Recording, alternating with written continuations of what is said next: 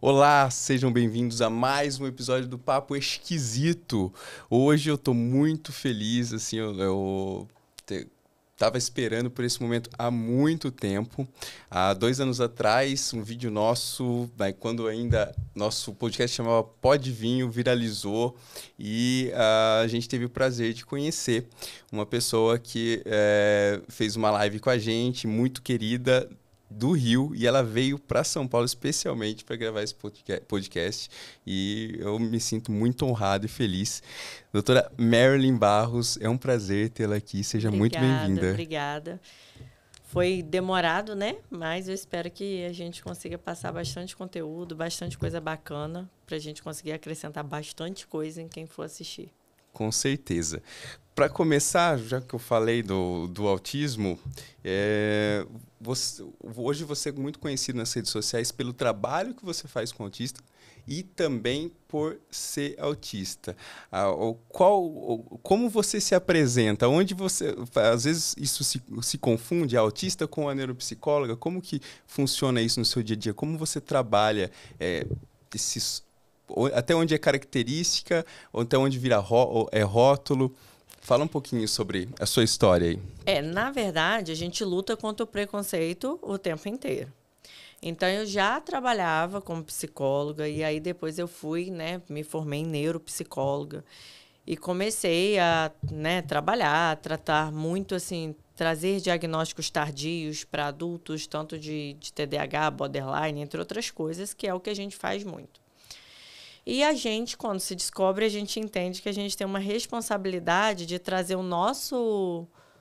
Não vou dizer sofrimento, porque hoje eu não vejo como sofrimento, mas a gente tem uma responsabilidade de trazer as nossas experiências para acrescentar no mundo do outro. Então, hoje eu falo muito sobre a neuropsicologia, né, sobre a neurociência agregada às nossas questões como um todo, mas falo muito também das minhas vivências enquanto autista nível 1, né?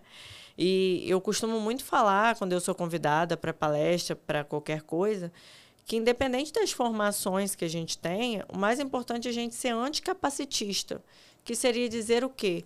Eu não só não cometo capacitismo, que é o ato de presumir que alguém não é capaz por ele ter um diagnóstico. Eu sou anti isso, eu sou contra quem faz isso. Então, eu tenho a responsabilidade de conscientizar sobre esse assunto. Então, por isso que eu acho que entra 3 coisas que caminham juntos: a neuropsicologia, o meu atual, né, diagnóstico, minha condição, e o anticapacitismo. É mais ou menos isso que eu busco falar aí todo dia. Legal. Você tem a sua formação como neuropsicóloga e tem o seu diagnóstico como divisor de águas aí, digamos, no seu trabalho. Sim. O diagnóstico também te serviu, contribuiu como formação para você trabalhar com seus pacientes? Você acha que hoje o fato de você ter o conhecimento diagnóstico, qual foi o salto da neuropsicóloga para neuropsicóloga depois do diagnóstico? Assim, como foi isso? Então, a gente é multifacetado, né? Então, todo diagnóstico, ele traz minúcias, ele traz coisas que quando a gente lê, a gente passa o olho, a gente fala assim, isso aqui nem causa tanto prejuízo. Só que quando a gente vive, a gente entende que causa muito prejuízo. E é um prejuízo que desencadeia vários outros. Então, a diferença, né, da neuropsicóloga e para neuropsicóloga autista é que eu consigo falar com propriedade o que eu olho nos seus olhos que você está sofrendo. Porque, às vezes, o paciente senta, ou a mãe do paciente senta e não fala, mas aquele olhar de sofrimento fala. Então, tem coisas que ele não precisa nem dizer, que eu já sei o impacto daquilo. Eu já entendo o quanto aquilo está doendo, porque eu sinto. Eu sinto. Então, quando um paciente meu vem falar, eu não quero abrir o diagnóstico por medo do preconceito. Eu entendo. Porque eu passo, porque eu passei. Seria certo, então, a gente dizer que o diagnóstico transformou o seu propósito em uma missão. Tipo, é aqui que eu tenho porque é aqui que eu entendo, é aqui que eu posso ajudar mais, é aqui que eu faço mais diferença. Não existe, depois do meu diagnóstico, um dia sequer que eu não tenha lutado para falar sobre as características do autismo, do TDAH também, e do quanto que ele é danoso e o quanto ele é cruel para os adultos. Porque a gente está acostumado em falar de crianças. Então, desde quando eu descobri o meu diagnóstico, não houve um dia que eu não acordasse e eu falasse assim, hoje eu vou deixar passar desapercebido tal situação. Não. Eu vou fazer você perceber essa situação. E, se for preciso, eu vou ultrapassar as barreiras do consultório para ir com você resolver essa situação. Então, houve essa diferença, sim, depois do diagnóstico. E isso não é tão comum, né? Acontecer com os adultos. Porque, assim, eu sou TDAH, tive o diagnóstico também na fase adulta. Tenho muitos... É engraçado, parece que depois que você tem o diagnóstico, você parece que atrai as pessoas que também têm. A gente se relaciona por padrão. E aí, essas pessoas, eu vejo que muitas sofrem por não conseguir sair do armário. Elas não têm, elas, no dia do conscientização, elas postam o negócio lá, mas não têm coragem de falar que ela é também. E aí eu falo, e aí, não, parabéns. Nossa, o que eu queria mesmo era falar tal coisa. Então, você vê que ela carrega, assim, um lance de, tipo... Não sei se sair do armário seria o nome. É um estigma, né? É um estigma de, tipo, ela tem medo de se apresentar como aquilo e sofrer preconceito ou das pessoas olharem para ela com desdém ou achar que ela não é capaz, né? Quer que eu te diga por quê? Diga. Porque a sociedade está preparada para ter pena. Ela está preparada para lidar com um autista que não compete com ela. Então, ela está preparada para olhar para o nível 3, para o nível 2 e falar assim, ai, coitadinho, né? Não vai terminar uma faculdade. Tadinha dessa mãe. Mas ele não quer competir com um superdotado, com altas habilidades. Ele não quer. Porque aquilo não vai dar chance a ele de ter pena, porque visualmente a gente não traz, né, nenhum estereótipo, que é talvez o que faria eles se sentirem superiores. Então, por isso faz com que a gente não fale sobre a gente, porque quando a gente fala, a gente perde cliente, a gente perde paciente. Eu tenho pacientes que são advogados, que são dentistas, que são médicos, que não falam por quê? Porque sabe que o outro vai achar um absurdo. Como que ela é autista e ela ganha assim, e ela trabalha e ela tem essa vida? Mas por quê? Porque a sociedade está condicionada a ter pena. Ela não está condicionada a ver pessoas serem bem-sucedidas. E isso não se desenha só no autismo, não. Se desenha em várias facetas. Em várias camadas. Eu até queria aproveitar o gancho. Eu estou numa fase muito religiosa e eu me lembro, quando você fala pena, na hora me vem... quando Pedro, né, diante de Jesus, pediu para ele ter compaixão dele mesmo. E sabe o que Jesus falou, né? Vá de reto, Satanás. Tipo, pena não é algo do demônio. Então, assim, colocando, porque é algo que ninguém precisa disso. Eu acho que a sociedade, ela gera um abuso. Eu queria aproveitar esse gancho para falar sobre esse abuso que a sociedade gera impacta em abusos no dia a dia de pessoas, principalmente. Abusos tem em todos os lugares, a gente sabe, mas com neuroatípicos é muito maior. Eu queria que você falasse, e se você se sentir à vontade de falar sobre a sua história em relação a isso, principalmente em relacionamentos. Porque o neuroatípico, por muitas vezes... por esse lance de pena, que a pena da pessoa é para abusar de você. Eu tenho pena e abuso. Então, por muitas vezes, ele se coloca, não, né? Ele é colocado em situações onde ele sofre abusos e manipulações, né? Como você poderia falar um pouco sobre isso? O autista, e o TDAH também, existe uma dificuldade em perceber sentidos simbólicos, sentidos figurados. Então, o que seria dizer isso? Existe uma dificuldade de perceber nas entrelinhas quando o outro está tentando tirar proveito.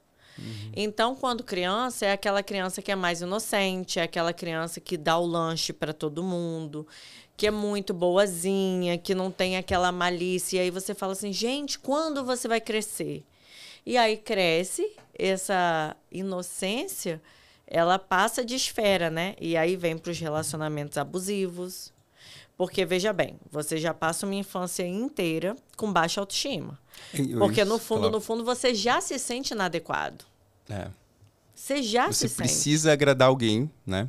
O tempo inteiro. Na verdade, você precisa justificar a sua existência. Eu me lembro muito de eu fazendo isso, eu justificando a minha existência. Então, eu justificava como? Agradando muito. Eu era muito bacana, assim, engraçada. Eu era aquela criança... que todo mundo quer ter por perto. Não, pelo contrário. Não? Eu era tão agradável que eu não tinha tempo de espera. Então, eu falava o tempo inteiro. Então, ninguém me queria muito por perto. Mas eu sabia que eu estava fazendo aquilo para tentar me adequar, para tentar fazer com que me vissem. Entende? Então, quando você cresce, você não percebe essas minúcias também. Mas você sabia que você estava fazendo isso, mas você não sabia que as outras pessoas não tinham isso? Que era uma coisa sua ou não? Você percebia que, olha, eu tenho algo que é diferente. Eu sabia que eu era algo diferente. Eu sabia que eu era estranha, assim, que eu tinha coisas estereotipadas, né? Hoje eu uso esse nome, mas, por exemplo, as crianças me chamavam de pinguim. Por que pinguim? Eu fiquei muito tempo sem entender o porquê o pinguim.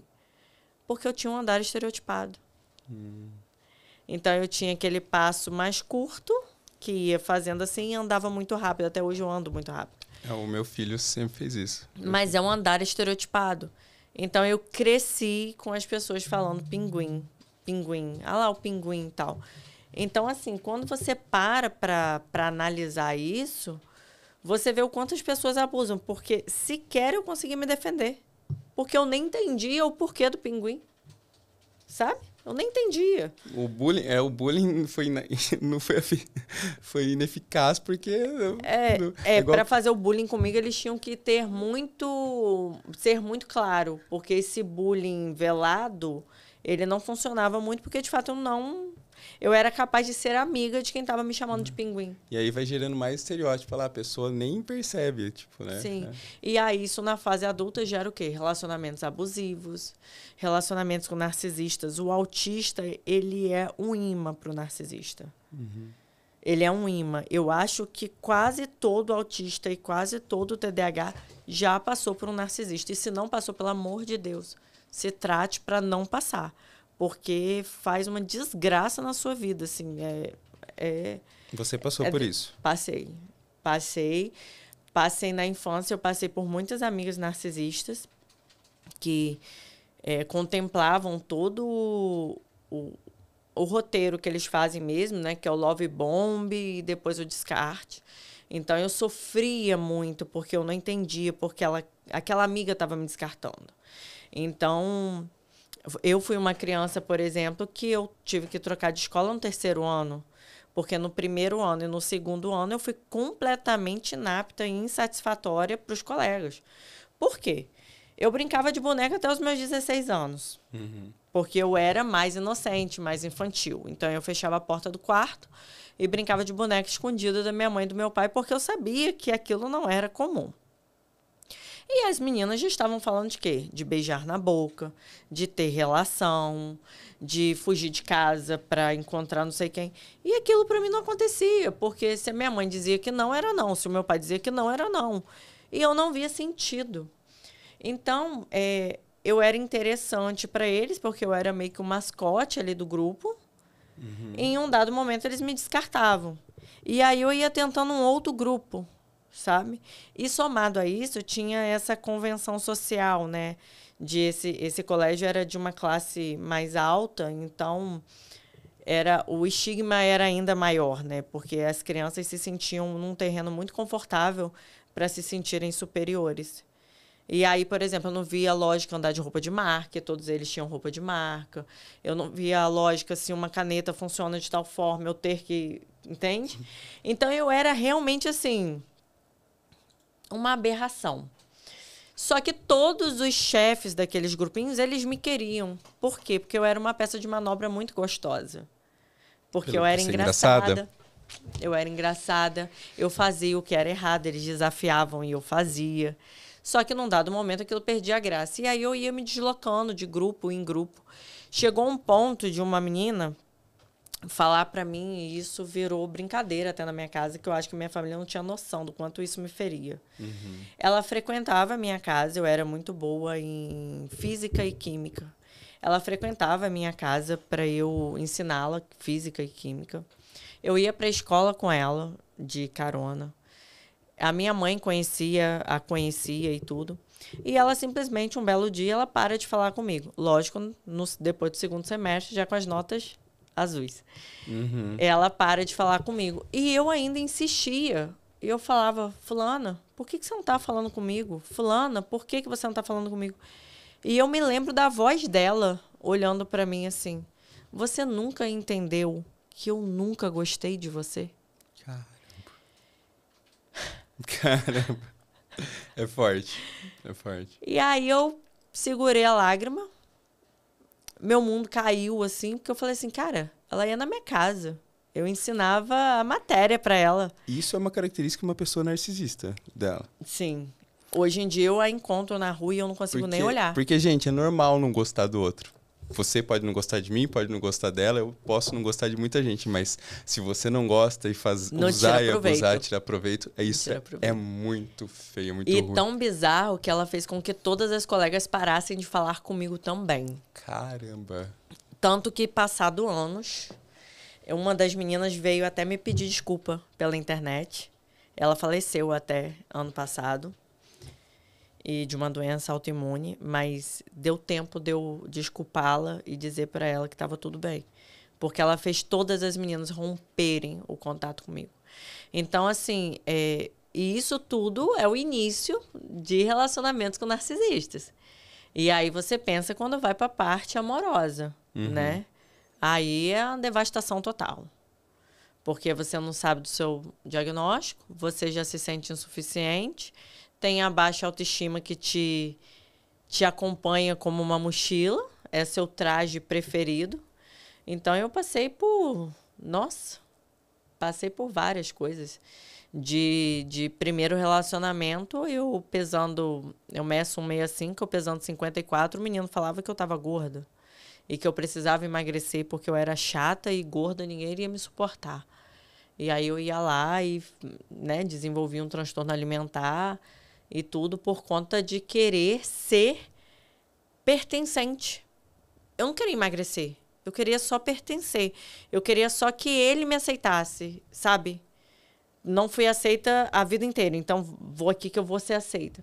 Então, até eu me descobrir, até eu chegar no estágio hoje, que a autoestima, ela caminha ali, sabe? Ela vem. Mas hoje ela já é uma bolsa de menor. Entende? Ela já não é mais uma mochila de camping. Ela é uma bolsa bem menor. Então, quando ela vem e bate, eu viro para ela e falo assim, fica no canto aí que eu vou dar conta de você depois, eu e você. Sacode a poeira e... eu e ela. Ela tá ali. Ela conversa comigo. Sim. Só que eu sei que ela é fruto de pessoas que foram infelizes ao longo da vida. Então, o narcisista, ele vê no autista e no TDAH uma presa muito fácil. É presa fácil, porque a gente não reconhece maldade, não reconhece a intenção ruim mesmo. É onde engatilha. Dá um match. E aí prejuízo financeiro total. Te destrói, porque você vai achando que qualquer história triste que aquela pessoa te contar, você compra. Você convida a pessoa para morar com você em um mês de relacionamento. Eu fiz isso já. Um mês? Um mês. Foi a pior história, uma história muito trágica da minha vida. Terminou tragicamente, óbvio. E assim, é bizarro. Você tá vivo, então tá tudo bem. Tô vivo, mas podia estar preso, podia estar, sei lá. Poderia. Então, aconteceu muita coisa. São coisas que, eu ouvindo você dizer, eu penso o seguinte... a gente escuta muito na sociedade aquele lance, precisa passar por isso. Porque, principalmente quando a pessoa é jovem, tá indo caminhar para os primeiros erros. Eu não queria ter passado por nada disso, não. E, assim, mas quando se trata dessa situação de ser presa fácil, nenhum autista, nenhum TDAH deveria passar por essas coisas. Mas você acha que o fato de você ter não falando sobre você agora, mas para os seus pacientes, eles terem a consciência da condição deles, evita isso ou ainda assim é perigoso? Total, porque o diagnóstico ele tá ali te lembrando que ele é uma casca de banana. Você deixa de ser uma presa fácil. Isso aí, você vai ser... Entenderam a importância do diagnóstico? Você ainda vai ser uma presa fácil, porém você vai ter um nome para essa inclinação para querer ajudar todo mundo e se prejudicar. Então você vai conseguir levar isso para terapia, você vai conseguir levar isso para sua rede de apoio e alguém vai te falar, olha, lembra do seu diagnóstico? É dali. Você vai entender que tem algo errado. Né? Porque eu acho que o problema maior é você achar algo que é de normal, errado né? Não tá certo. Eu acho que o lance que você falou aí, quando você era criança, de você não perceber algumas brincadeiras, acho que esse é o maior perigo, pra gente achar que você tá vivendo algo normal. A pessoa abusando de você e você achar que aquilo não, mas é normal isso daqui. Porque é assim que é relacionamento. Se a pessoa falou que é assim, é assim. Tipo, eu já convidei. Ela demonstra amigo assim. Amizade, amor assim, então é assim que é amor. Mas fica tranquilo, já convidei uma menina pra morar na casa dos meus pais junto comigo, que eu conheci numa fila de uma boate. Caramba. Porque... E seus pais? Aceitaram! Não é? A família se torna uma presa fácil. Aceitaram. Porque ela, na fila da boate, ela contou que ela morava na roça e era muito longe. Por coincidência, ela trabalhava no mesmo hospital que eu. E eu falei assim, ai, que legal, meu pai também era da roça, eu tenho certeza que ele vai se compadecer com a sua história. Não tem problema você ficar lá em casa.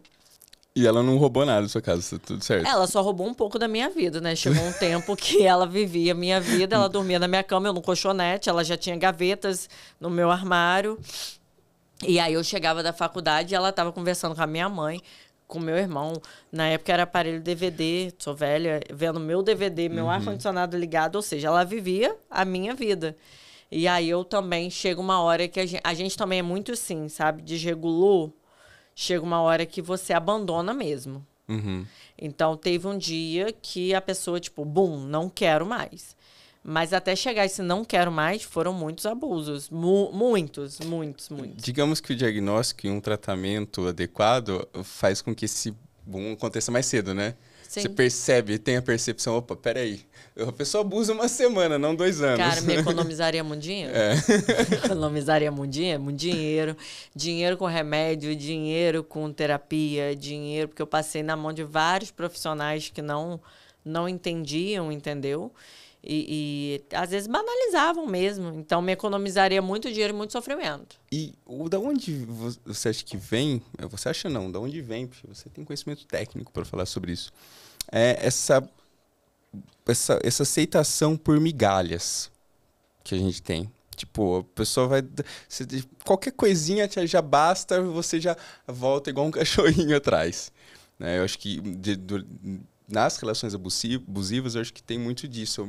Eu me lembro quando eu não tinha compreensão quando eu não tinha uma autoestima trabalhada, né? Hoje eu tenho uma autoestima que eu acho que é até demais.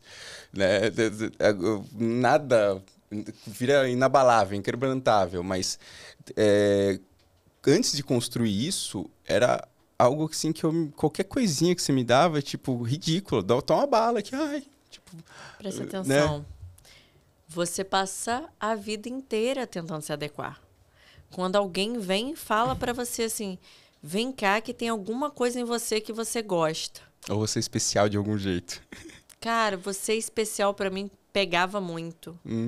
Vem cá que tem alguma coisa em você que eu gosto. Fiz isso só pra você. E né? Aí, veja bem, você passou a vida inteira esperando ouvir isso. Você não vai? Então, a gente, muitas vezes eu fantasiei diversas coisas achando que o que a pessoa estava me entregando era muito. E não era nem a metade do que eu precisava. Hoje, eu vejo que não era nem a metade do que eu precisava. Então, assim, já me relacionei com pessoas que me destruíam emocionalmente.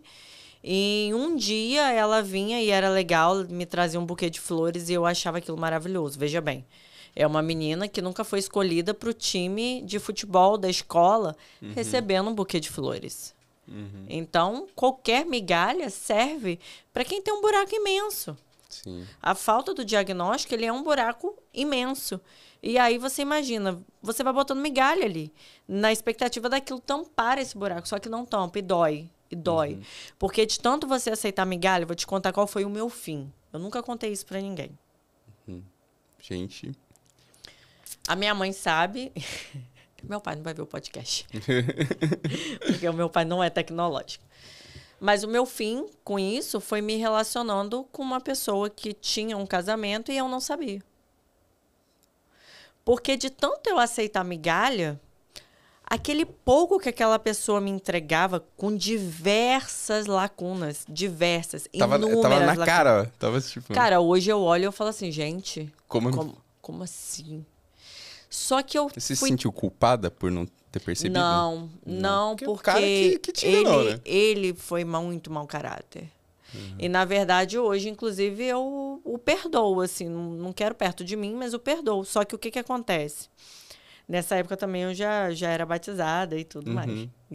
Não, foi antes do meu batismo um pouco. Mas a gente se treina tanto para receber pouco, que aí, de repente, vem uma pessoa que te entrega pouco, mas é uma pessoa que tem estudo. É uma pessoa, né, que é articulada. Então, você até pensa assim, eu não vou aceitar mais pouco. E ele nem tá me dando tão pouco. Porque é um cara inteligente, né? Esse cara inteligente gostou de mim. Epa, logo de mim. Olha, é a autoestima nossa, cara, prejudicada. A autoestima... Que começa a endeusar o outro, né? Amassada, assim, da moça que me ajuda lá em casa, virar pra mim e falar assim, gente, que homem feio. Não aguento, gente. E eu falava assim, Arlene, Arlene, você tá vendo ele é um coisa. gato. Você tá vendo coisa, ele tem uma estatura boa. O seu pai eu não sei, mas eu quero que ele veja isso. Que a Arlene falava assim, ele é muito feio. Mas eu falava assim, não, mas ele é estudado. Arlete. Ele é estudado. E aí ele me oferecia muito pouco, ele me oferecia assim, uma vez na semana ele ia me ver. Só que veja bem, é uma vez na semana para uma pessoa que nunca foi aceita e que todos os outros relacionamentos diziam que você era ruim. Então, uma vez na semana com uma pessoa que ia lá, me levava para comer uma pizza e me dizia que eu era super legal, valorizava minha profissão. Na época eu estava trocando de consultório, então ele ia, ajudava, montava a mesa e tal. Opa! Bajulador? Bajulador, me mandava flores e tudo mais. Só que, cara, isso é o mínimo que qualquer pessoa merece. Se você tem um relacionamento e a pessoa te ajuda, é o mínimo. Tipo, nem é para um relacionamento, para amizade. Então, assim, eu fui aceitando aquilo ao ponto dele dizer na época que ele teve uma recaída com a ex-esposa e a ex-esposa engravidou. E foi uma recaída. E aí a inocência, né? Eu acredito, tá tudo bem. Pra quê? Não vai embora, não. Fica aqui comigo. Deus me livre de perder meu escudo. Olha que dependência emocional, né? Deus me livre de perder... Essa dependência emocional, você acha que é um traço tóxico também do neurotípico? Porque, ou não? Pra gente. Pra gente. Pra gente, sim.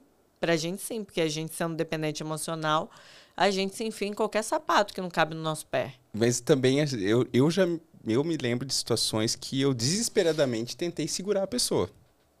E a pessoa não queria Também mais. já fiz isso. Não queria. Tentava terminar comigo. Também já fiz isso. E esse eu acho que é uma coisa que daí que hoje eu falo, cara, que humilhação. Mas assim. veja bem, quem quer terminar, termina. Porque quando eu fiz isso, a pessoa terminou comigo. E você acha que, na verdade, é um jogo, né? É um jogo? Tipo, quando a pessoa ela não tem te empurra e puxa, Quando a pessoa não tem um perfil adoecido, né? Ela termina, porque ela quer terminar e ela vai entender que você vai ter uma rede de apoio, né?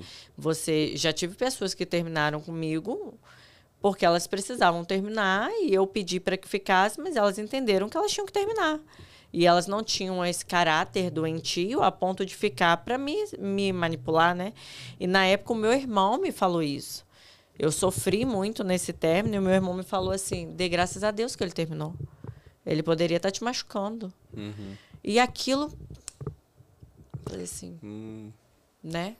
Foi um ele poderia estar me machucando. Hoje eu carrego isso para minha vida, assim. Só que esse relacionamento do rapaz que era casado foi o que me fez me ver autista. Por quê? Esse rapaz, nitidamente, ele era um sociopata. Ele tinha traços de psicopatia ali bem forte. Depois eu fui trabalhando, eu estudando. acredito muito que hoje quem trai tem algum problema, né? Eu já fui essa pessoa que lá atrás, hoje eu não consigo entender, imaginar numa situação dessa, porque para você tem que Você tem muita que ser mentira. muito feio. Você tem que ser Não, muito feio. mas mesmo sem a frieza, você tem que é muita coisa que você tem que você carrega muita mentira. Se você para não pesar, você tem que ter algum desvio de caráter, para não pesar, porque é muito peso, é algo que não dá, uma pessoa normal não consegue carregar. É um piano nas costas. É você goza de enganar o outro, né? O gozo seu é um enganar. Isso. Esse manter 2 versões, 3 versões suas. E aí ele depois, né, quando eu descubro a traição que eu falo de amizade, né? Porque ele se dizia ser muito meu amigo mesmo, me entregando todas essas migalhas e olha a inocência. Não, mas ele engravidou a atual ex dele também, né? Que perdeu o bebê e tudo. Mas aí, como que Deus, ele é muito bom, né? Porque Deus, ele honra quem anda certo. E eu comecei a ficar muito feia. Muito feia. Muito feia. Eu emagreci demais, meu cabelo ficou muito feio, eu fiquei muito feia. E eu perguntava a Deus assim, Deus, o que está acontecendo? Que não está normal, eu estou feia, eu estou sem brilho. E um belo dia eu estava atendendo, eu orei, e eu não sabia onde era a casa da mãe dele.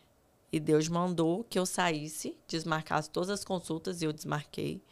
E Deus me direcionou onde era a casa da mãe dele. Amém.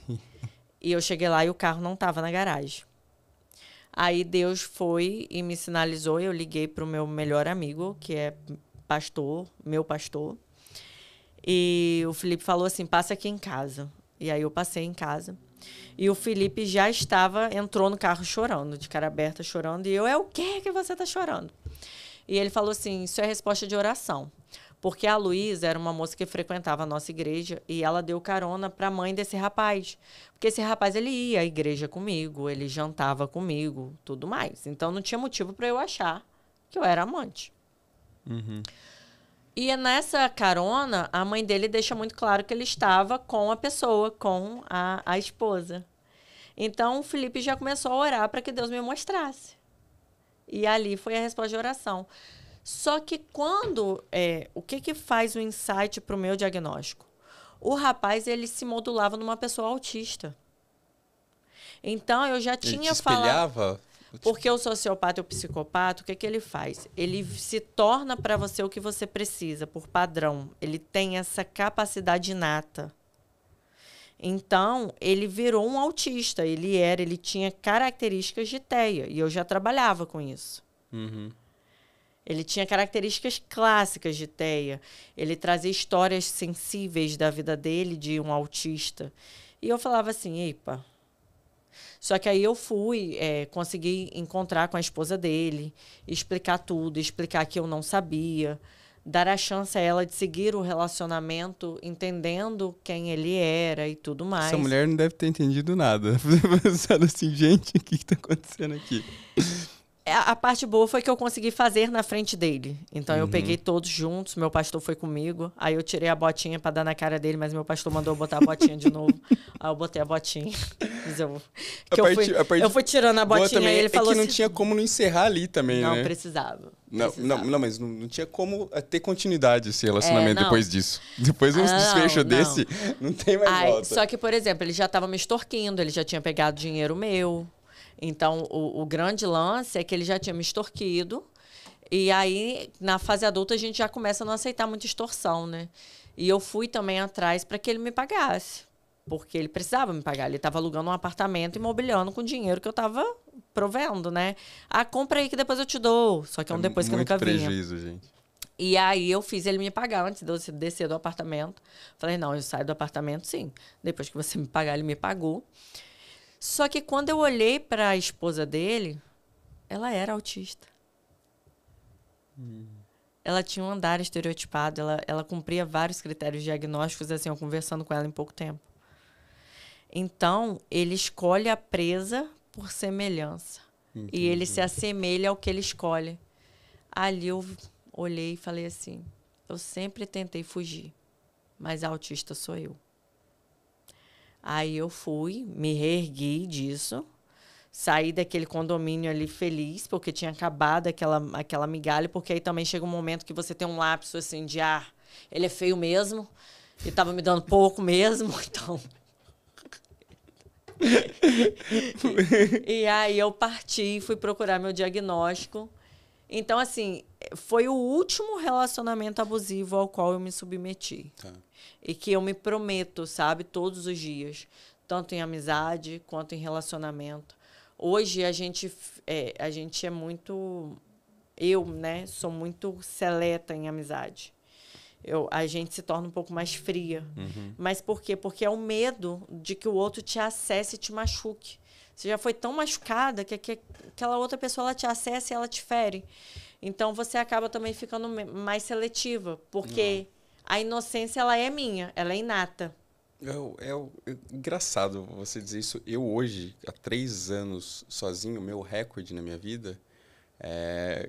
mas até então, iniciar esse período, eu sempre pulei de um relacionamento para o outro. Sempre era muito fácil estar num relacionamento. Procurando preencher vazio, né? E agora, depois que eu mudei isso, por um período, eu me estranhei, porque era algo novo na minha vida, viver sozinho, e achando que eu comecei a ficar com medo de relacionamento. As pessoas, não, logo sai o trauma. Não é que eu pelo trauma dos outros relacionamentos, é porque eu estava percebendo que eu estava conseguindo desempenhar minha vida muito melhor sozinho do que quando tinha pessoas do meu lado. É muito gostoso você fazer as coisas sozinho. E aí eu acho que isso daí, essa seletividade, talvez, não causa estranhamento agora, mas é o que deveria ter sido desde o começo numa vida natural. Para você, só assim você vai encontrar uma pessoa bacana, uma pessoa que esteja alinhada com você. Eu costumo dizer no meu consultório que você só consegue ser uma boa companhia para o outro quando você é uma boa companhia para você.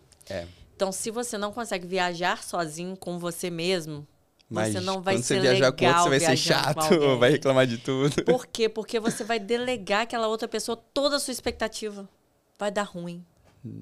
Vai dar ruim, porque quando você não se conhece, você coloca todo o seu valor, toda a responsabilidade de ter sucesso, seja profissional, emocional, no outro. E aí, quando não tem, você pega essa bagagem e dá a ele. E aí você nunca sabe o que é de domínio seu, porque também se você não sabe o que é de domínio seu, você não cuida. Aí depois termina e fala, olha, a pessoa roubou minha vida. Roubou não, você que entregou, né? Você entregou porque você não é bom para você mesmo. E depois do diagnóstico, eu comecei a entender que, assim, cara, se eu não gostar de mim, ninguém vai gostar. Se eu não rir de mim, as pessoas vão rir de uma mentira que eu finjo. Uhum. Então, eu gosto de mim. Eu me curto pra caramba. Tipo, eu vim pra cá sozinha. E eu vim sozinha, assim. A minha mãe falou assim, você vai sozinha? Eu falei, vou. Porque eu quero. Eu quero ter esse prazer de ir sozinha. Eu quero fazer as coisas que eu tô com vontade. Eu curto. Eu curto. Isso gera constrói mais autoestima, né? Sim, porque você senta a sensação de você entender, cara, que você não precisa de outras pessoas. Não, é solitude. Você sentar e você desligar o seu cérebro para você ter que estar interpretando o que o outro está tentando. Por quê? A gente é hiperestimulado, porque o nosso cérebro ele processa as informações, às vezes, em 2, 3 lugares. Então, o cheiro, para mim, ele tem cor. É bizarro isso, né?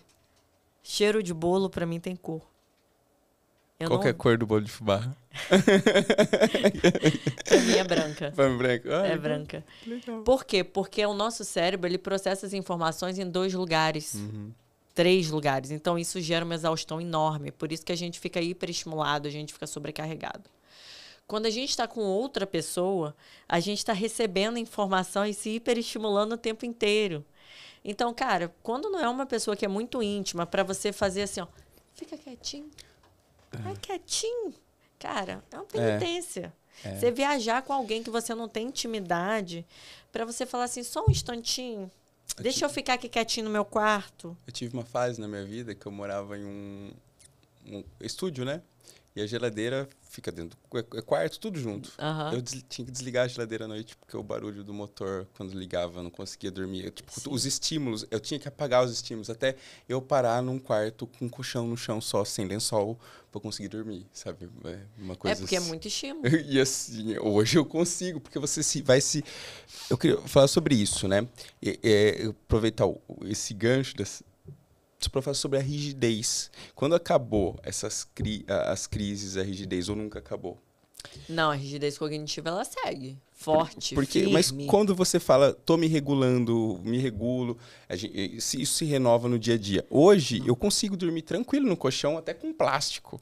Mas eu cheguei a um ponto que eu não conseguia dormir no colchão com lençol. Mas provavelmente, nessa época sua, você estava hiperestimulado com diversas áreas da sua vida.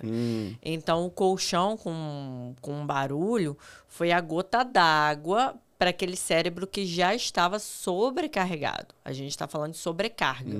Então, é como se fosse uma soma, entende? Tá. Quando você está regulado, né? Por exemplo, acontece muito, tanto eu quanto o paciente, da gente chorar de exaustão. Mas chora de exaustão por conta daquele episódio que aconteceu? Não. Chora porque já está muito hiperestimulado. E aí, às vezes, uma batida no pé da mesa... É tipo, saiu da previsibilidade, saiu do planejado, vou chorar. E aí aquele choro é um choro de alívio, sabe? De autorregulação. Porque a gente precisa fingir o tempo inteiro que não está doendo, quando na verdade está doendo. Então, a gente tem que fingir que não está doendo, a gente tem que estar alerta se o outro está na maldade, a gente tem que estar segurando a nossa estereotipia, a gente, enquanto mulher, tem que estar atendendo a alguns padrões que a sociedade impõe, a gente tem que estar estudando, pagando conta. Já cansei. É muita coisa. Aí vem e bate na mesa, sabe? Então, a rigidez cognitiva é isso, eu me planejo para aquilo acontecer. Que às vezes tem o estigma de que a pessoa é violenta, porque de repente ela se irrita com uma coisa... Fala assim, você se irrita fácil, mas não é que se irrita fácil, é que a pessoa não sabe tudo que tem, tudo isso daí, tudo que vem antes do dedão na porta. Essa explosão, ela é muito peculiar de uma falta de autoconhecimento. Quando você não se conhece, você acaba não se regulando. E isso vai fazer com que você exploda. Quando você se conhece, você consegue se autorregular melhor. Você consegue perceber que, epa, não tá bom, vou parar melhor um eu não ir, tempinho. não ir naquele lugar, naquele evento, porque eu sei que eu vou sair de lá mal, vai ter muito estímulo. A grande base de tudo da nossa vida é aprender a dizer não. O dizer não, ele é um presente que você pode se dar, que é assim, é um prazer inenarrável. Você falar, não vou. Não vou por quê? Porque não é bom para mim. Porque, às vezes, essa falta do não faz com que você exploda. Que você tá tão sobrecarregado que você explode. Aí, pior. Ou, às vezes, canaliza para uso de bebida alcoólica ou droga. Porque você precisa se regular de alguma forma. Precisa de uma anestesia. Uma anestesia, é uma anestesia da alma. Então, existe muito índice hoje de autistas que bebem muito, que se drogam muito. Por quê? Porque não conseguem se regular. Compram muito. Eu acho que impulsões tem jogo, né? Jogo. Tela, tipo, é mais difícil para sair da tela. Porque não consegue se regular. Quer ver uma coisa? A gente faz masking o tempo inteiro. Muito masking. Explica masking para quem não sabe. Nada mais é do que a máscara, né? Então, a gente tem que fingir que a gente é normal. Eu acho esse termo horrível. Tipo, pô, eu sou normal. Eu sou esquisito, sim, mas porque eu sou a normal. gente, na verdade, teve um menino que descobriu agora que é autista. Um menino muito legal, genial, esse rapaz. Ele é taxista, ele é genial. O Léo ele é taxista. Ele é muito fera, cara, eu amo os vídeos dele. Que ele fala que ele sempre foi normal demais para ser alguma coisa e anormal demais para ser normal. Você sabe a primeira coisa que eu chego em casa que eu faço? Eu preciso tirar toda a minha roupa. Toda a minha roupa. Toda. Eu tiro tudo. Eu tiro tudo. Acessório, eu tiro tudo. Só fico os brincos mesmo, porque senão os gatos engolem. Os gatos que arranharam ali o tablet delas. Mas é meu hiperfoco. Eu prefiro bicho que gente. Eu ainda vou fazer veterinário. Trabalho com gente, mas pensa, eu prefiro bicho que gente ainda. Então, assim, ou eu penso em fazer uma clínica fazendinha. Sou doida pra fazer uma clínica fazendinha. Maluca pra fazer uma clínica fazendinha. ONG, cria uma ONG. Pronto. Cara, eu queria... Não, uma clínica de TDAH e autista com bichinhos de fazendinha. Cabritinho. Como tratamento comportamental pra ajudar? Que massa. Tô pensando, tô elaborando que eu quero botar meu pai como sócio, que o hiperfoco dele também é animal. Boa. Mas aí, voltando. Eu preciso tirar porque eu preciso me olhar sem o masking. Eu preciso olhar no fundo do meu olho e lembrar que eu ainda sou eu. Porque a gente faz tanto masking que a gente se perde em quem nós somos. Você sabia?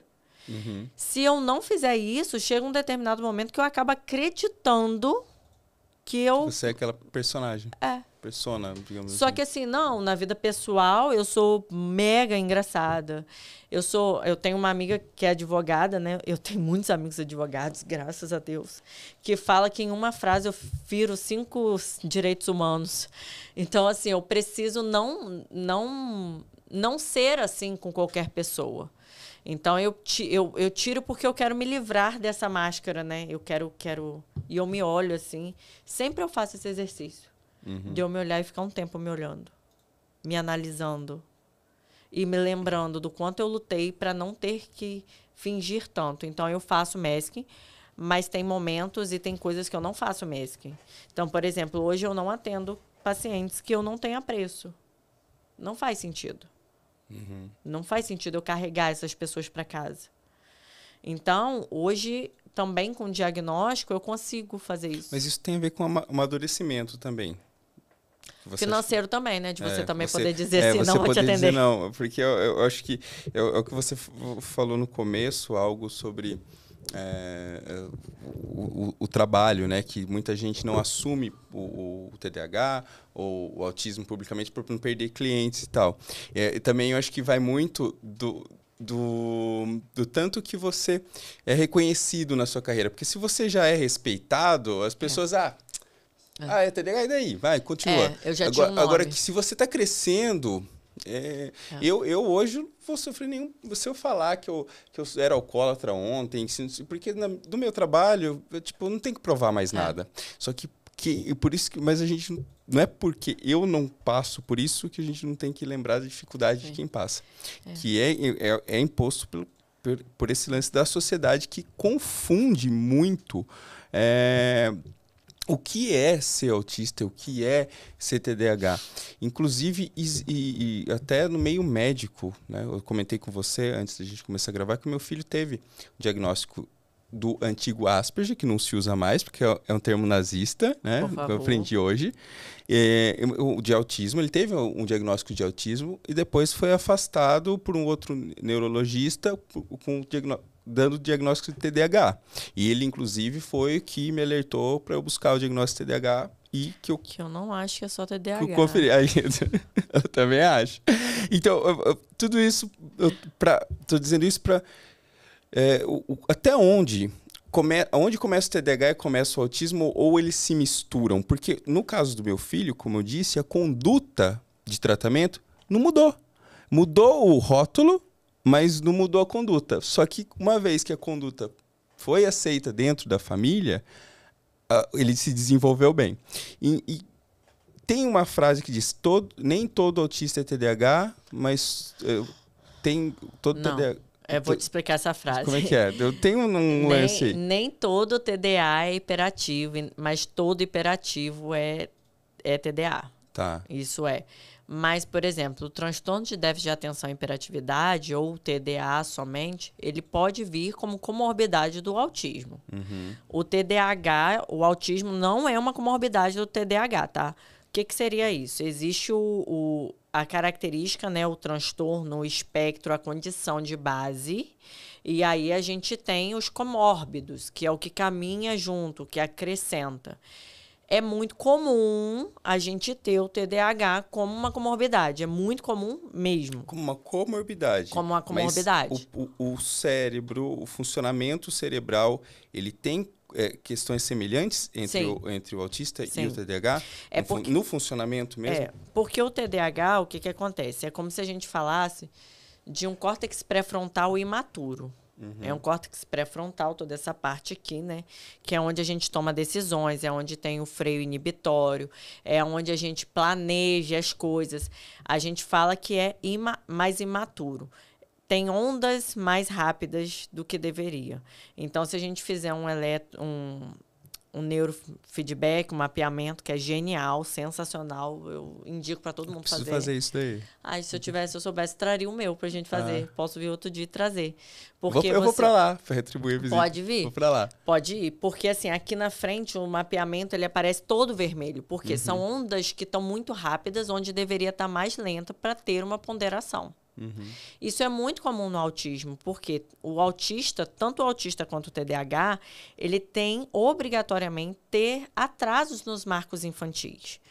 Porque o critério diagnóstico, eles são bem delimitados. Ele é feito pelo DSM-5, tá? Que é o manual. E a gente tem que preencher...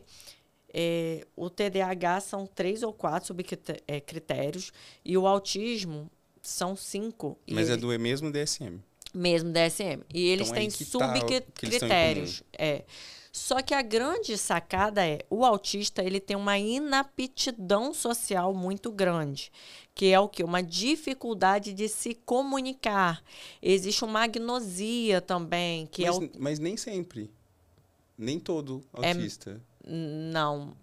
Tem uma dificuldade. Sempre vai ter alguma. Sempre tem que ter um prejuízo social. Não existe autista sem prejuízo social. Então, digamos que se você tem um prejuízo social, passa a não ter mais, você evoluiu? Você saiu? Não, você nunca sai do autismo. Você aprende a lidar com as suas características, mas esse prejuízo social ele vai aparecer em algum momento. Entendi. Ele vai aparecer num tempo de espera que não está acontecendo. Ele vai aparecer numa capacidade simbólica que você não está tendo, numa piada que você não entende. A gente finge muito bem. Ele vai aparecer nas chamadas inadequações. Eu não gosto muito dessa palavra também. Mas é inadequação mesmo. O que é adequado mesmo. ou inadequado, né? Mas entra como inadequação. Só que assim, vai ter prejuízo social. Eu tenho prejuízo social. Eu tenho um delay, às vezes, quando eu não estou muito alerta, assim, quando eu estou mais no meu cunho pessoal, eu tenho um delay. Às vezes a pessoa fala comigo, conversa. Eu preciso meio que arrumar no mapa cerebral na minha cabeça. Tipo, eu vou fazendo meio que assim. Você é super organizada. Tipo... Para logística, eu tenho muito problema. Eu tenho que botar no papel. Eu não consigo botar só na mente, entende? Então, existe esse prejuízo. Não é como uma pessoa, por exemplo, eu saio com o Rafael ele planeja tudo. Você botou onde? Você escreveu? Então, assim, existe essa necessidade de previsibilidade, essa necessidade de programar, entende? O TDAH já não tem tanto, mas ele tem outros prejuízos também, que inclusive se somam ali muito no autismo, que entram ali, são muito parecidos com o autismo. Tá. Entende? Entendi. Sensibilidade também, o TDAH também tem, hipersensibilidade auditiva, baixa bateria social, é importante a gente falar que o TDAH também tem. Isso pega muito, cara, até eu de entender isso, que eu precisava carregar essa minha bateria, porque assim, o que você tem eu tenho uma energia que as pessoas acreditam que é infinita. Mas eu tenho muita energia mesmo. Porque eu não sei se isso é do TDAH só, porque a hiperatividade é mais mental do que física. Mas esse lance de você chegar todo dia feliz no trabalho, o dia que você não chega, todo mundo, o que aconteceu? E, tipo, dá vontade de sair gritando, mano, eu só tô vivendo, eu tô normal, só tô quieto. Tô trabalhando. Você tem que estar o tempo inteiro, tipo... tem que ser o circo. Não, né? E esse lance... Isso é muito ruim, assim, né? Porque a gente demoniza a ideia de que as pessoas são reais. Cara, como isso pra é mim isso, é bizarro.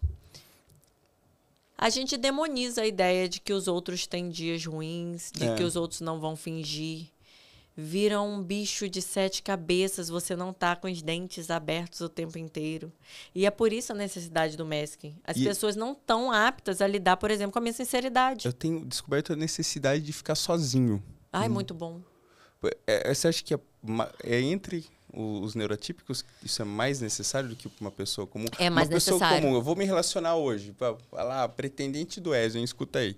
Tipo, você vai se relacionar comigo, ela vai ter que entender que eu preciso desse tempo sozinho. Preciso. É difícil, você convivendo com pessoas neurotípicas, é muito difícil para elas. É um saco. É um saco, né? É um saco, porque tem que ter muita maturidade. Aí o que acontece? Porque ela acha que você tá mentindo, que você tá enganando, e aí você quer justificar, aí vira cansativo, porque você tem que justificar a coisa que você... Imagina você ter que responder e falar para ela quando você precisa ficar quieto, mas você tem que justificar. Sua cabeça precisa esvaziar e você tem que criar uma justificativa, uma narrativa, então isso é muito cansativo. Mas aí o que acontece? Quando você vai para terapia, você aprende a passar isso para o outro, né? Fulano, tô sobrecarregado, vou ficar um tempo aqui. Daqui a pouco eu volto. Tá sobrecarregado, caralho, você não gosta de mim. Pois é, mas aí a gente tá numa sociedade extremamente dependente emocional um do outro. Então é como eu falo. Como que você quer se relacionar sem você saber o porquê que você é uma boa companhia? Você tem que estar o tempo inteiro com o outro te validando, te dizendo assim, não. Porque quando você não deixa o outro ter um espaço, é porque você quer que o outro fique o tempo inteiro te lembrando que você é essencial na vida dele. Só que isso fala que você não sabe seu valor. Tá. Porque se eu tenho que estar o tempo inteiro ouvindo de alguém que, olha, você é importante, você é essencial, eu estou precisando tampar um buraco que está em mim. E aí, volto a te dizer, né, a Marilyn lá de trás, deixa eu aceitar só isso aqui para essa pessoa não ir embora. Isso é muito triste. Isso é muito triste. E aí você, quando está se relacionando com alguém assim, você pode ter certeza que você vai carregar essa pessoa com essa necessidade de validação para sempre, até que ela se trate. Hoje você sente que você superou todos esses prejuízos? Não. Não. Mas, assim, você remói muito? Porque eu tenho um lance... Tenho ideias ruminantes. Hoje você me bateu, amanhã eu, tipo... Ah, não, para aí. Beleza. Eu esqueço muito fácil. Existe... Tipo, eu não consigo ficar bravo. Eu tenho que... Eu já fiz masking pra ficar bravo. Mas é porque... Pra mostrar, eu tô, mas não tava. Porque pra pessoa achar natural que, tipo, porque ela fez uma puta sacanagem, então, tipo... Mas é porque dentro de você, será que você não acha que você merecia isso? Não sei, eu acho que era mais a questão de, olha aqui, né, tipo, pra não parecer pra pessoa que, eu sou um idiota. Porque, na verdade, pra mim, isso daí nem afetou. Então, tem uma seguinte parte também. Você fez algo pra mim, não me afetou, mas num plano, assim, genérico, aquilo deveria afetar. Tá, então, mas... eu tenho que fazer o mestre mostrar, não, fiquei afetado, então, sabe? Mas nem todo mundo tá preparado para esse assunto. É. Tem gente pro autista que é insignificante. A indiferença é muito forte, né? Sim. Então, o que acontece? Às vezes, não é que eu sou boba e a pessoa fez e eu sou boba. É porque realmente você não me importa. Então, se você falar de mim... Não muda nada. Se você disser que não gosta de mim... Se você também me processar, eu só vou pagar o advogado e vou me defender, porque pra mim... Mas não vai ficar com raiva. Não, porque... Porque não... Era pra ter ódio, mas não tem. Cara, mas não ocupa. Mas aí, se for uma pessoa muito próxima, é diferente. Aí já entra uma outra coisa, ruminação. O autista... ruminar em pensamento. O TDAH também tem ruminação. Sim. Você fica tentando refazer para descobrir onde você errou. Porque aí entra sua baixa autoestima. A nossa luta constante... E tentar entender as coisas que não são entendíveis, de repente. Sim. Deus, pra mim, eu acho que foi uma salvação, porque é a hora que parece que vem algo divino e fala, pode acalmar seus pensamentos, você não precisa entender. Até chegar nesse ponto, porque antes eu queria explicação pra tudo. Né? Cheguei a ser ateu, porque eu não conseguia entender Deus, então eu era ateu. Tipo, é loucura isso. Não, gente. mas o que acontece? A ruminação, ela parte muito de um senso de tentar atribuir responsabilidades. Mas, geralmente, quando a gente fala de neurodivergentes, a gente fala de baixa autoestima. Eu não conheço um neurodivergente que tenha autoestima ok. Então, a gente fica procurando onde a gente errou. Pra gente se culpar. Mas agora, tem gente que realmente, assim, não me é. Porque existe isso, né? Existe essa... Aí é o prejuízo social que eu tô te falando, né? Existe essa pouca empatia. Mas não é que eu não goste da pessoa. Eu só não... Aquela pessoa só não é próxima. Ela, às vezes... Minha prima fala uma frase muito engraçada. Às vezes a pessoa ela tá muito afim de ser minha amiga e eu não tô afim de ser amiga dela. E ela tá muito afim. E ela tá muito. Então ela acha que ela realmente ela me chateia e tal. Só que... Eu tive que falar há 2 meses atrás para uma pessoa que, através do meu trabalho, começou a ter contato comigo. E ia no meu trabalho, só conhecia ele assim. E ele um dia perguntou, porque você é meu amigo, né? Eu não respondi. E essa pessoa que insistia e aparecia toda hora, eu tive que falar, eu não sou seu amigo, cara.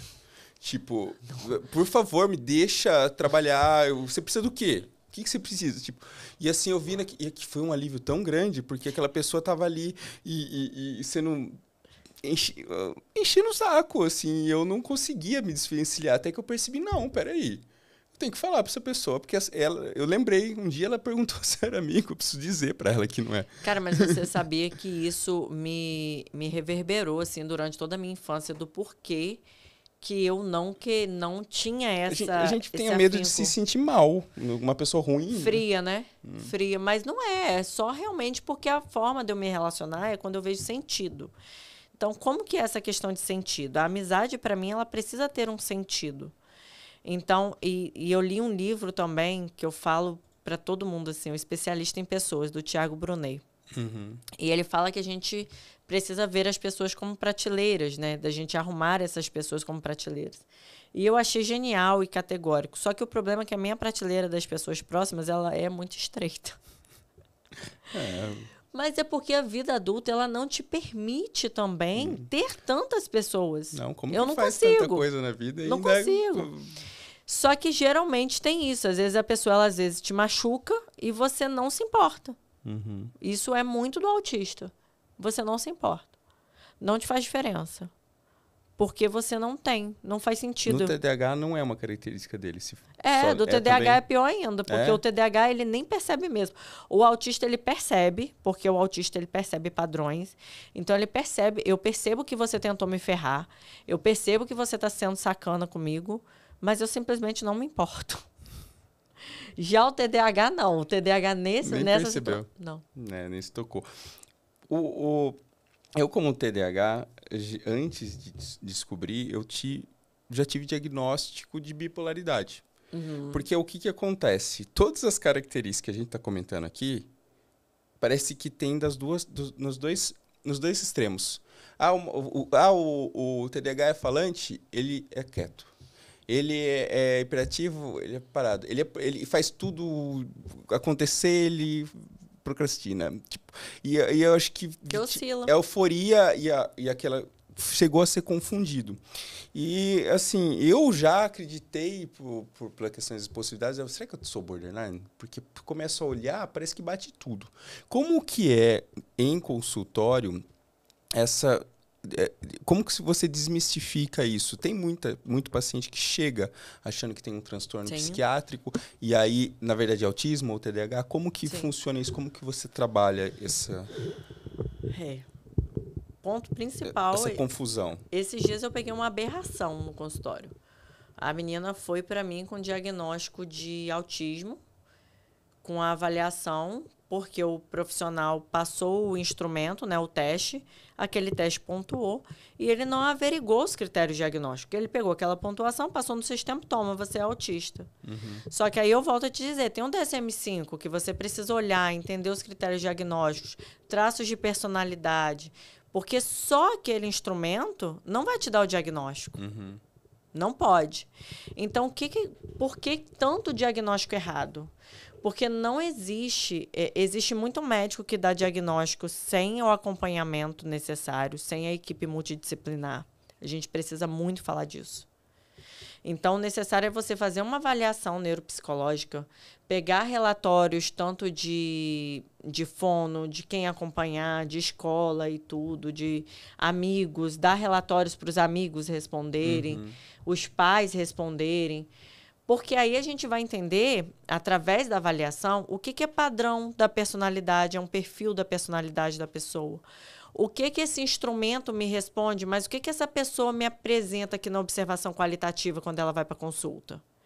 Ela se apresenta de que forma? Ela tem um andar estereotipado, ela apresenta estereotipia, ela apresenta ecolalia, ela puxa a barba, ela enrola cabelo. Como que ela se senta? É uma postura com uma hipotonia? Como que é? Como que ela fala? Acumula muita baba, muita saliva? Existe uma hipotonia facial? Então, isso tudo tem que constar na avaliação para você somar nos critérios diagnósticos. Só que aí as pessoas vão lá e faz o quê? Você oscila. Você está feliz, você está triste. Bipolaridade. Então, eufórico e depressivo. Pronto. Mas é porque, na verdade, você está com baixa bateria social. É. E aí, se você faz uma varredura de toda a sua história, atrasos nos marcos infantis, procura saber na sua família se alguém tem, porque é hereditário e genético. Aí a gente, bingo. Tem várias pessoas que vão para eu fazer, crianças às vezes, que eu falo assim, eu só posso fechar depois que eu fizer o seu, mãe. Porque eu preciso... Você é mais fácil, porque você já tem várias coisas que eu posso ver na personalidade, descartar. Então, no adulto é mais fácil? Não, a partir dos 6 anos eu já consigo ver muitas coisas. Mas, por exemplo, o bebê, para eu avaliar, tem um instrumento Bailey que a gente usa. O som R também, quando é maiorzinho. Só que, às vezes, é necessário eu avaliar essa mãe para eu saber o que essa mãe traz. O que essa mãe passou de carga genética ali, né? Então, por isso que a gente tem muito diagnóstico errado. Porque se popularizou a ideia do diagnóstico, né? E aí toda popularização tem o viés bom e o viés ruim. Tem o profissional bom e tem o profissional ruim. Tem o profissional que vai lá e não faz nenhuma observação qualitativa, dá os testes e ponto. E aqui te dá um diagnóstico que vai mudar a sua vida. E depois você vai ter que se reorganizar, porque é um diagnóstico errado. Uhum. E tem os profissionais que observam. Então, o que eu acho relevante é, primeiro, antes de um diagnóstico, você entender que você precisa ser visto por multifacetas. Então, busque profissionais. Busque um profissional que te enxergue, que você perceba que você não está indo lá só para responder, que você vai lá e você conversa. Várias vezes o paciente vai para eu fazer o teste, hoje a gente só vai conversar. Uhum. Por quê? Porque eu quero saber do dia a dia dele, quero identificar onde ele faz masking, quero identificar por que se maqueia daquela forma, por que prende o cabelo daquela forma, por que está de cabelo solto, tem uma sensibilidade a mais aí no couro da cabeça? Não consegue ficar com o cabelo preso? Como que é esse hiperfoco? Por que está com essa compulsão alimentar? De onde vem isso? Então, é a partir daí que a gente consegue se livrar de diagnóstico errado. E toda avaliação precisa ter um diagnóstico diferencial. Eu preciso eliminar os diagnósticos que parecem ser e eu preciso mostrar a você, enquanto paciente, por que você não preenche todos os subgrupos, né, daquele critério diagnóstico. E aí você sai com o diagnóstico certinho. E quando, por exemplo, eu procurei um psiquiatra numa época que eu estava muito mal, que eu, na terapia eu desesperado, né, ligando para minha terapeuta, ai, eu vou, tipo, crise, assim, achar que, de ansiedade, achar que o mundo vai acabar, mas, tipo, era uma coisa mínima. Ela, não, você precisa ir pro psiquiatra. Quando eu chego lá, eu não tenho consciência que eu tô mascarando um monte de coisa. Esse profissional é uma coisa muito difícil para ele também, né? Não, mas a gente que trabalha na área da saúde mental, a gente sabe que o outro tá mascarando o tempo inteiro. Você não consegue tirar as suas máscaras para uma pessoa que você não conhece.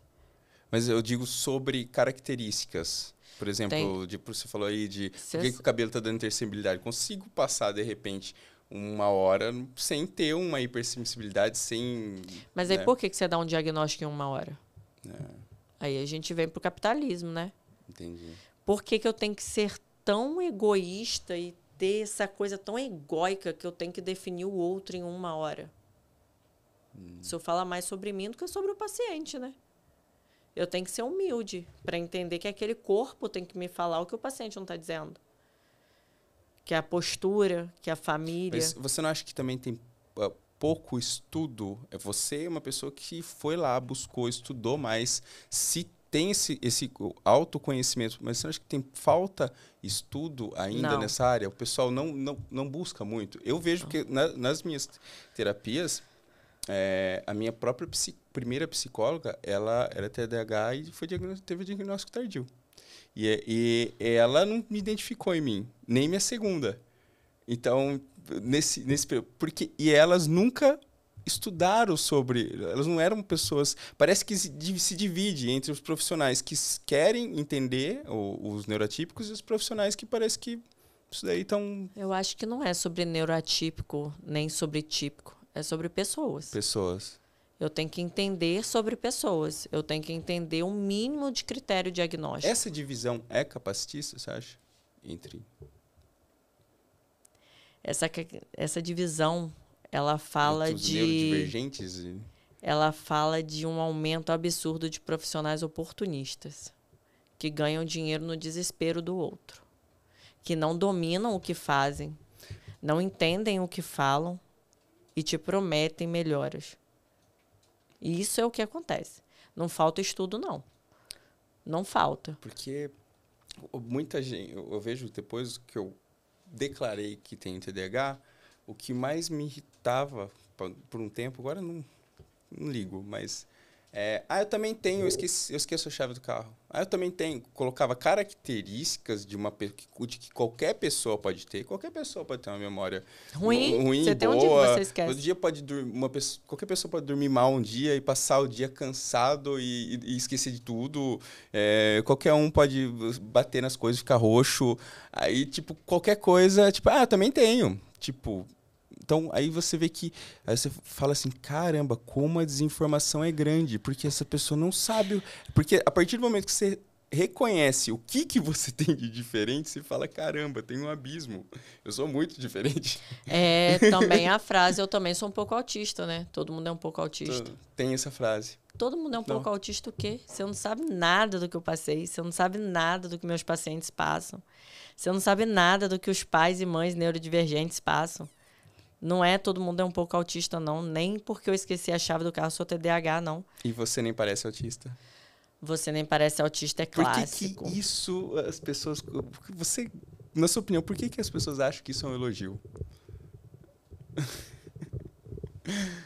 Porque elas estão preparadas para sentir pena. O autista, ele tem que ter um defeito. E aí Mas aí ela já faz esse elogio e já te coloca numa prateleira de tipo... Sim, você nem parece autista. E aí também, se eu não estou bem calçada na minha autoestima, eu me obrigo a cada vez mais ser o normal aos olhos daquela pessoa, né? Pra manter, Pra manter. Só que eu não tô nem um pouco me interessando em manter. Igual aquela coisa, né? Minha mãe, quando eu era criança, pra eu correr rápido, fazer as coisas, você parece o The Flash. Daí eu achava que era o The Flash. Aí você vai. Então. Voltava, né? Só que não é isso, né? Não é. Então eu escuto muito. Você nem parece autista. Aqui é autista o quê? Só que, assim, o autista ele não tem nenhuma característica física para que me faça parecer com autismo, né? O autismo, ele não tem cara. Não tem cara. O autista adulto, ele não tem cara. Mas ele tem uma história de sofrimento absurda. Não vem escrito na testa, mas os nossos olhos muitas vezes falam coisas que a gente tenta se proteger, que a gente não quer mais passar. Então, quando me falam que você nem parece autista, eu fico... Me passa um filme na cabeça, assim. Hoje em dia as pessoas já não falam tanto, porque as pessoas já me encaram um pouco como grossa. Porque eu respondo, você não me conhece. Então, né, automaticamente um vai falando pro outro e tal, e não falam mais isso. Mas passa um filme na cabeça da gente. Porque uma coisa eu descobri, as duras penas na vida. As pessoas vão te respeitar à medida que você dá liberdade para elas ou não, né? E às vezes quando você dá liberdade para tudo e tá tudo bem, daí ninguém vai te respeitar. E não tá tudo bem. Não tá tudo bem alguém me invadir, não tá tudo bem alguém falar que eu não pareço autista. Porque assim... Sem me conhecer, né? Foram muitas coisas, né? São muitas coisas. E até para eu falar que eu sou autista, eu tive que enfrentar muitas coisas. Eu tive que enfrentar muitas piadas. Então, não admito. É uma coisa que não acontece. Você não parece autista comigo? Só se for alguém muito desconhecido para falar, porque hoje em dia eu não falo. A divisão de níveis do autismo. Você acha que dá para passar pano para quem... Dá. Porque elas confundem, porque a TV, o Fantástico lá atrás, retratou o quê? O autismo como o quê? Só naquele autista não verbal. né? Agora eles estão fazendo um quadro, né? Que você conversa com os autistas e tudo, um artista. Só que tem uma galera ali bem estereotipada. Tem muita gente que, assim, a gente tá num país que as pessoas... Tem muita gente que não tem nem acesso a ensino, né? Ao primário, são pessoas que não são alfabetizadas. E tem muita gente que não sabe o que é o autismo. E estereotiparam de uma forma, assim, que, tipo... gera esse tipo de comentário. Você nem parece autista. Mas aí a gente vai usar do bom senso, né? Eu não vou entender que uma senhorinha tá me negligenciando quando ela me fala isso. Uhum. Que uma pessoa que tem pouca capacidade, né, de conhecimento e tudo, que ela tá me negligenciando quando ela fala isso. Aí eu vou tomar realmente como um elogio ou até com um olhar empático da parte dela. Aí cabe até você... né, levar explicar, conhecimento, explicar. Isso. Mas agora, quando não é nesse cenário, você entende perfeitamente bem quando a pessoa está tentando te diminuir. Isso aí é muito nítido quando a pessoa tenta... é tênue, né? Mas quando a pessoa ela fala com carinho, você sente. Você sente. E já aconteceu muito comigo. Mas, minha filha, você nem parece. Eu falo, tia, eu não pareço, mas, já passei tanta coisa e tal. Hoje em dia, você não precisa... Porque a gente divide os níveis por capacidade de se comunicar. Uhum. Então, o nível 3 é aquele que não se comunica mesmo. O nível 2 é o que se comunica com um prejuízo ali bem elevado também. E o nível 1, ele se comunica, né? Mas ele tem prejuízos também nessa socialização. Só que todos precisam de suporte. Todos precisam de alguém para ver se está tirando vantagem. Por exemplo, eu tenho uma amiga que eu consigo falar com ela as coisas e ela diz, tá tirando vantagem de você. Fica esperto. Isso, porque vai passando. Você, por mais que você ache que você tá cascuda, você não tá. Eu sempre na minha vida precisei ter esse tipo de pessoa, só que até descobri que umas pessoas que elas queriam aproveitar de mim e me afastar das outras. Entendi. Então, não, mas eu dei certo. Esse suporte é foda, viu? Eu dei certo. Então, assim, tem o suporte. A gente sempre tem necessidade de suporte. Só que o problema pro nível 1, por exemplo, que eu não tenho como, quando eu tô desregulado, sentar no chão e espernear. Não tem como. Aconteceu um episódio que eu tava viajando, eu tava sozinha e eu tava no avião e eu tava muito desregulado. Muito. E eu já tinha feito tudo que eu sabia para me regular e nada dava certo. Era uma sensação horrível. E aí chegou uma hora que eu chorei de exaustão, assim, porque eu não podia fazer o que as outras pessoas fazem, que é sentar, espernear e gritar. Eu não podia. Extravasar. Não podia. Por quê? Porque eu sou normal demais para ser autista. Normal demais. Então, eu chorei de exaustão. E ali eu experimentei na pele, por exemplo, o peso do autismo nível 1 sem suporte. Que eu estava sem ninguém. É uma coisa que a gente não pensa. O nível 2 e o 3, eles sempre têm um suporte. O nível 1, não. O suporte é emocional. É ter alguém ali com você. De tipo... Você não tá sozinha, entendeu? E diversas vezes você tá sozinha. Tá porque vendo? A pessoa tá ouvindo isso, ela vai falar assim, que loucura é essa? Eles primeiro falam que precisa ficar sozinho, depois falam que tem que ter suporte. Como é isso? Mas se fosse fácil de entender, mas assim, ninguém é quando fácil de entender. Quando desregula, você tem que ter um suporte. Mas aí, por exemplo, hoje com a tecnologia, você tem um suporte por telefone. Mas vamos combinar? Qualquer ser humano precisa. Vamos combinar? De suporte? Porque simplesmente a gente não nasceu sozinho, né? A história da nossa criação não foi... Precisou de duas pessoas. Tem alguém que precisa de você. E sempre vai ter, né? Tanto que hoje eu, dentro da minha fé, eu acredito que assim, eu tô o tempo todo acompanhado.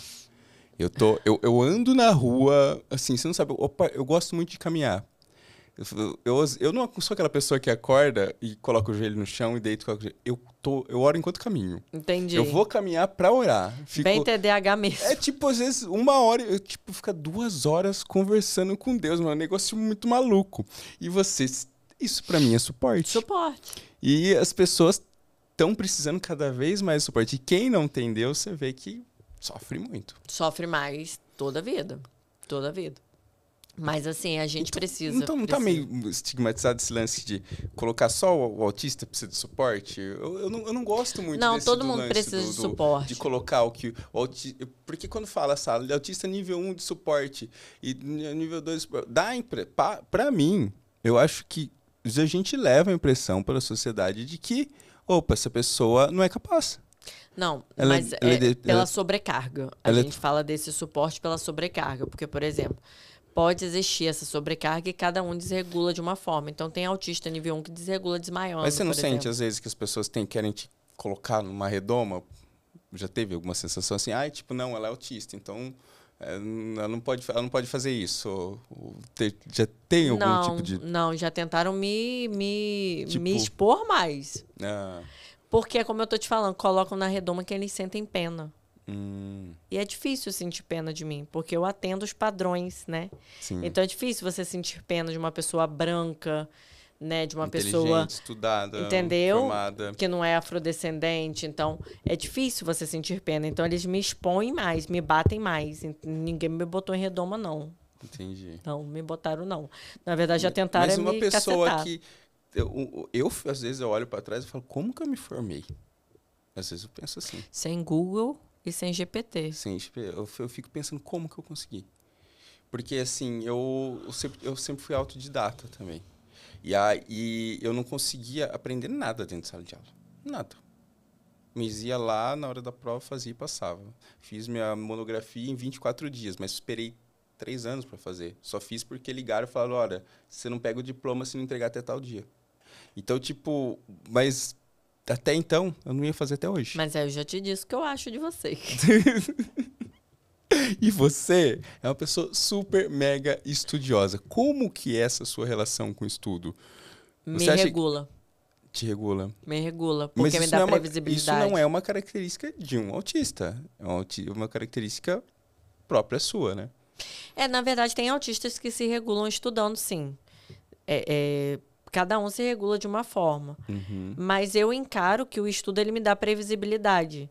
Então, o que acontece? Quando eu estudo sobre vários assuntos ou sobre algum assunto, eu sei que eu tenho previsibilidade para caso alguém vá me perguntar, eu vou saber o que responder. Então, todo autista é CDF. A maioria, sim. A maioria, sim. A maioria, sim. Porque, para mim, o meu olhar me oferece previsibilidade. Eu consigo conversar, eu consigo desenhar ali o esboço que você está me dando. Você me entrega um esboço e eu vou lá e desenho. Entende? Então, eu gosto de estudar, gosto de ler, gosto de estar ali estudando. Todo autista tem altas habilidades ou Não. não? Não. Isso existe Altas habilidades, superdotação é diferente de autismo.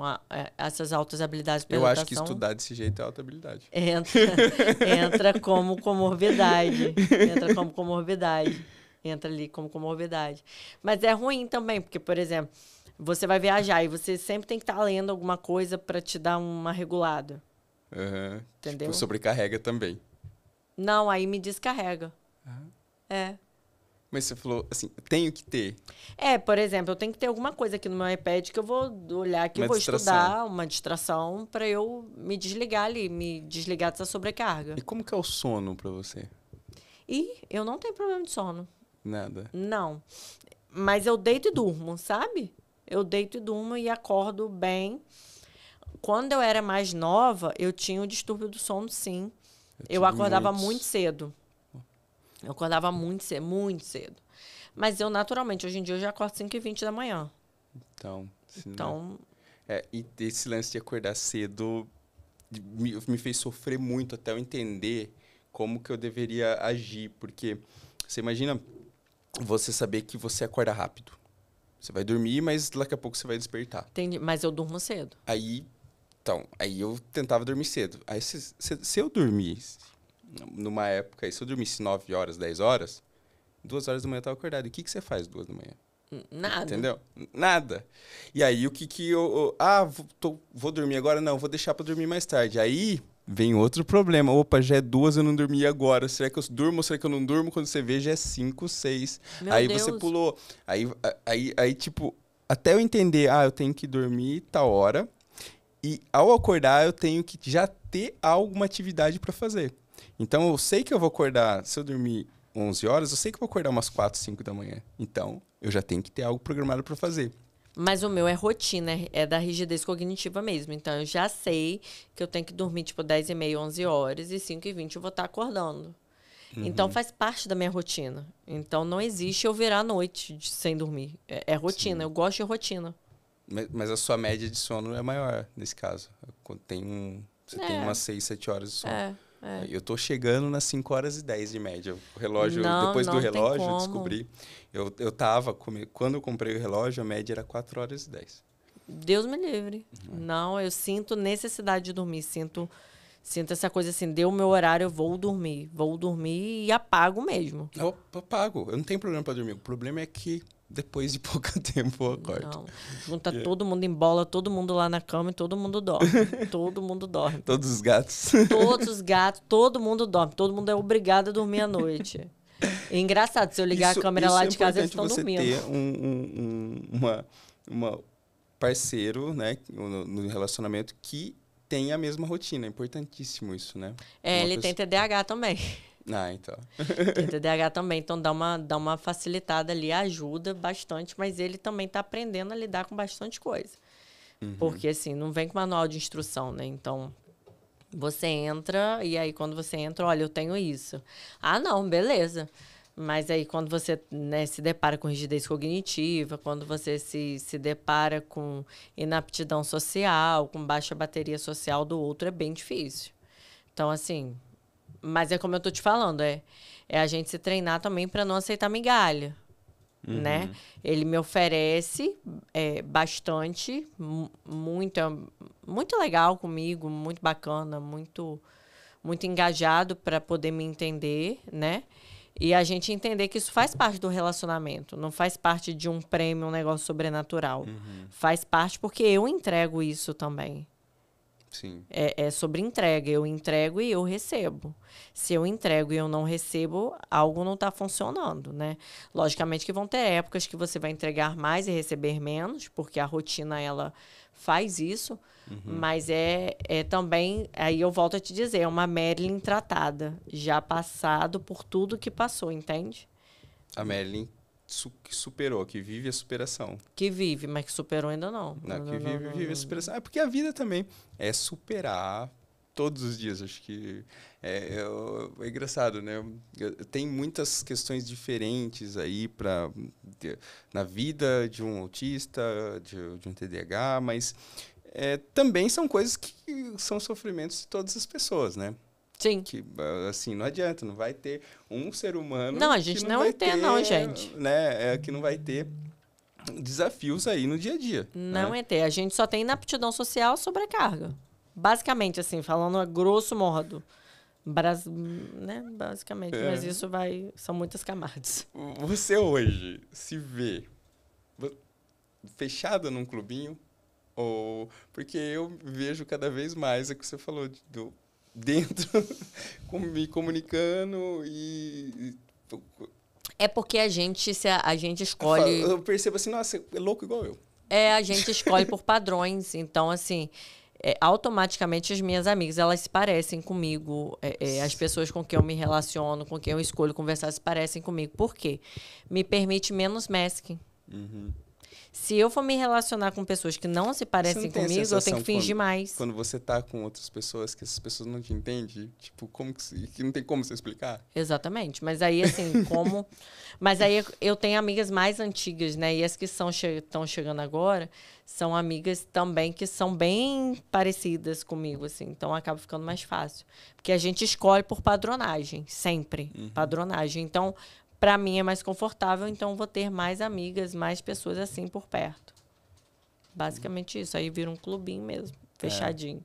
Mas isso é natural também da vida, né? Quem é rico vai andar com rico, quem é de Deus vai andar com gente que é de Deus, quem gosta de boteco vai andar com quem gosta deve. de boteco. Não tem como. Faz parte, né? Não tem como. A gente vai procurar os nossos semelhantes, né? Sempre, né? Sim. Hoje, como que tá a sua luta em relação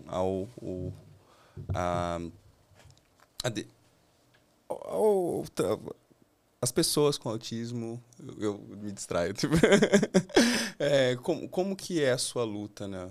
O seu engajamento? Não só você, nas redes sociais, principalmente, que você vive, suas histórias são muito vivos, assim, é muito autêntico, é cara limpa, é emoção o tempo todo. Eu acho que gera uma empatia muito grande, né? Principalmente para pessoas que de repente, eu acho que mães de filhos autistas, porque assim, é alguém que está ali de cara limpa e mostrando a realidade como é, enquanto na internet a gente vê um masking total, né? É porque as pessoas vivem vidas irreais. Né? É porque assim, eu não faço para vender, né? Então, qual que é a sua missão dentro hoje, nesse meio? Minha missão é tentar mostrar para as pessoas que o autista adulto existe, que não é um anjo azul, que tem uma vida normal, que trabalha, que não vai andar por aí com uma faixa dizendo eu sou autista e que ele é capaz, tanto quanto qualquer outra pessoa. Essa é a minha missão. Ajudar os pais e as mães dos autistas, né, a entender que esses filhos pequenos serão eu no futuro, né? E se Deus quiser vão passar muito além de mim, né? Então é a minha missão. E tudo que eu falo talvez seja tão de cara limpa porque eu não falo para vender. Eu de fato não me importo, e você sabe? sente que tem muito hater? Tem sim. Tem. Aí alguns a menina apaga, ou eu apago, ou alguns eu nem apago. Teve um esses dias que me falou que ele era o Thundercat. Mas é pra causar O nome dele era. O nome dele era. Passa na cabeça o nome dele era Thundercat, um negócio desse. Eu sei que ele botou assim: você não é autista. Aí eu fui e botei: você também não é o Thundercat. Porque tem hora que dá tempo de você responder, tem hora que não. Mas, assim, a minha vontade é isso, é conscientizar que as crianças vão crescer, porque está todo mundo preparado para os autistas crianças. E aí, quando vira adolescente, deixou de ser autista? Não. Então, é um comercial de televisão que fala de autista criança, um comercial de shopping que fala de autistas crianças, mas ninguém fala do autista adulto. E todo autista criança vai crescer. Cresce, né? Porque a gente nasce, cresce e vira adulto e morre. Então, eu quero que as pessoas entendam que autista fica velho. Tem autista velho, tem autista adulto. Então, essa é a minha missão. E tirar essa ideia de CID, sabe? Seu filho não é um CID, seu filho não é uma pasta cheia de documento. Seu filho é seu filho. E aí eu vou trabalhar com o que você está me trazendo aqui, né? E entender que você também tem fragilidades enquanto pai e mãe, que eu também preciso olhar. É um olhar mais global, mais humanizado. Aí por isso que eu acho que é tão... Você acha que os pais de autistas sofrem muito de forma desnecessária? Sofre. Tanta informação, e tanto estigma, tanto...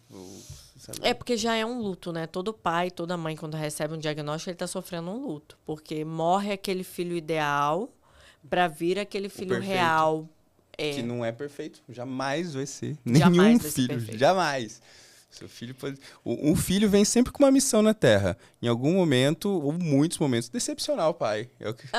E vai acontecer. Então, é relacionamento, né? Relacionamento decepciona. A mãe que fica ali esperando, não acredito que você fez isso. Pois é, acredite. Fez. E pode fazer outras coisas, porque a gente não veio aqui para ser Mas perfeito. os pais vivem lutos, né? E são lutos muito grandes, né? E quando eles são encharcados de informação que às vezes não falam tanto sobre o filho dele... Isso acaba trazendo uma esperança de viver algo pior ainda. Você entende? Eu vou te contar o que aconteceu comigo quando o meu filho tinha 5 anos. Ele tinha comportamentos inadequados, não se encaixava em nada, tinha dificuldade de aprendizado, sempre inquieto, sempre reclamando, e isso gerou uma busca. Eu queria saber o que ele tinha. E acho que foi em 2017 ou 2016 mesmo, o ano que eu me separei, a mãe dele foi viajar. Nesse mês que ele ficou comigo, eu procurei um neurologista que diagnosticou ele com um autismo. Na época. E quando eu estava na consulta, eu perguntei pro para esse neurologista, é o Salomão Schwartzman, não sei se já ouviu falar dele. Qual seria a consequência disso para a vida dele? Aí ele falou assim, não, ele tem tudo para ser uma pessoa excelente, e aí desde que tenha os tratamentos adequados, que tenha todo o trabalho multidisciplinar, vai vai viver a vidinha dele normalmente, foi nessas palavras. Eu falei, mas e se isso não acontecer? O que pode acontecer? Qual o prejuízo? Porque eu me preocupava com a aceitação, né, da mãe dele quando voltasse e tal. E que no final se consolidou, ela não foi aceito mesmo.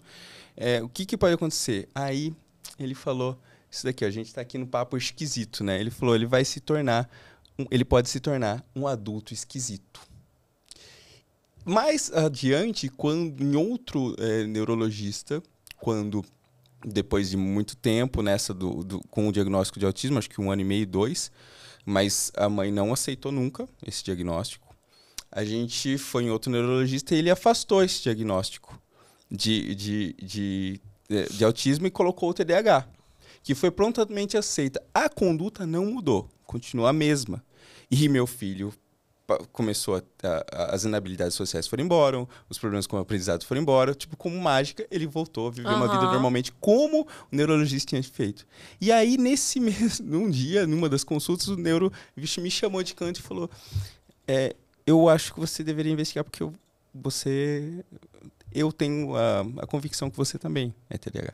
Sim. Nesse momento, eu lembrei da primeira consulta, ele vai se tornar um adulto esquisito. E eu era chamado pelos meus amigos de esquisito. E não dava bola, tipo... Todo mundo já percebia que eu era diferente. E aí eu, ao invés de... tudo eu faço...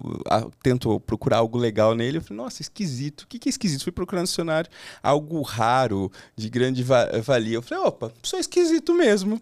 Então, pra mim, você tá falando esquisito com uma conotação, pra mim, eu fui vendo... E com X em espanhol, algo delicioso, gostoso. E virei o esquisito. Coloquei nas minhas redes sociais e, tipo, pra mim, eu assumi essa máscara. E foi quando eu tive a noção ali, que o diagnóstico na verdade, que o neurologista deu pro meu filho, e a pergunta que eu fiz, na verdade, não era pro crescimento do meu filho. Era pra foi você, pra mim, né? E assim, isso... Hoje, como que seria... A conduta seria a mesma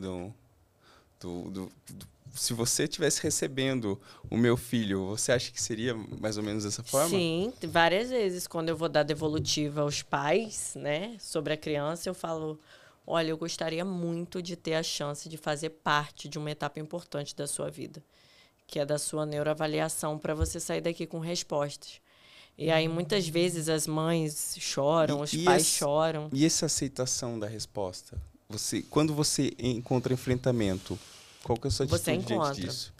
Então, tá bom, você não quer, então sofra sozinha ou você tenta ajudar? O que acontece? O primeiro ponto é a gente entender que o CID, né, essa numeração, ela serve para facilitar, tá? Mas ela não vira o novo nome do seu filho. Ali é só um código que os profissionais de saúde vão olhar e já vão ter ali uma informação maior. Então, o que eu falo muito para os pais dos meus pacientes é, olha, pode guardar essa pastinha, você já me contou tudo que está aqui dentro, mas eu quero entender sobre o seu filho, que o trabalho é com gente, não é com papel. Então, isso é importante dos profissionais fazerem, sabe? De falar assim, seu filho não é esse número. Seu filho é o que ele sabe fazer e o que ele precisa aprender a fazer. Então, isso acontece muito. Tirar esse viés, né? De meu filho é autista e sim, acabou meu mundo. Tá, e aí? Cara, assim... Seu filho é o que ele sabe fazer e o que ele precisa aprender. E ele vai ter dificuldades como qualquer outra pessoa, ele vai ter... O caminho vai ser diferente, porém, o objetivo, no que depender, né, de mim e de profissionais que forem bons, é o mesmo. Chegar e aprender e fazer e dar conta. E quando bem encaminhado, ele sempre vai se desenvolver muito bem. Vai. O autista, ele tem tendência a descer o nível. Tem tendência do nível 3 para o nível 2. Muitos conseguem. Alguns não, mas muitos sim.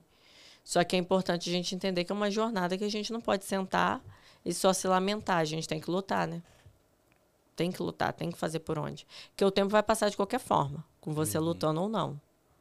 Oh, maravilhosa. Vai passar. E aí você escolhe como você quer que esse tempo passe. Como que você quer que a idade do seu filho chegue. E tem que escolher o por que lutar também, né? Se você vai lutar pela melhor, pelo desenvolvimento, ou vai para lutar para fingir saber que se não existe, né? existe ou não. Que aí não vai ajudar ninguém, né? Vantagem Sim. Maria leva. Exatamente. Eu tinha aqui não um roteiro, porque aqui o papo é fluido, vai acontecendo, ainda mais com o TDAH aqui, né? Comandando, eu vai e volta. Queria agradecer, né, por você ter ajudado isso daqui a acontecer, ter fluído bem. Eu que agradeço. Eu acho que ficou alguma coisa que você gostaria de falar, assim, ausente? Você tem algo que a gente fugiu, você queria ter acrescentado um pouquinho mais? Não. A única coisa que eu acho que é importante da gente entender que o diagnóstico ele nunca precisa servir para aprisionar, ele serve para libertar. Quando o diagnóstico ele é dado da forma certa, ele faz com que você se entenda, com que você não aceite migalhas e com que você se perdoe. Perdoe a você, perdoe aos seus pais, perdoe a quem fez parte da sua história. Então, busque muito a ideia de que o diagnóstico ele vai te libertar, sempre. Amém. É isso. É isso, muito obrigado. Eu que Foi agradeço. lindo, maravilhoso. Não vejo a hora de colocar no ar. E eu quero encerrar isso daqui desejando o quê? Que Deus abençoe todos vocês. Amém. Amém.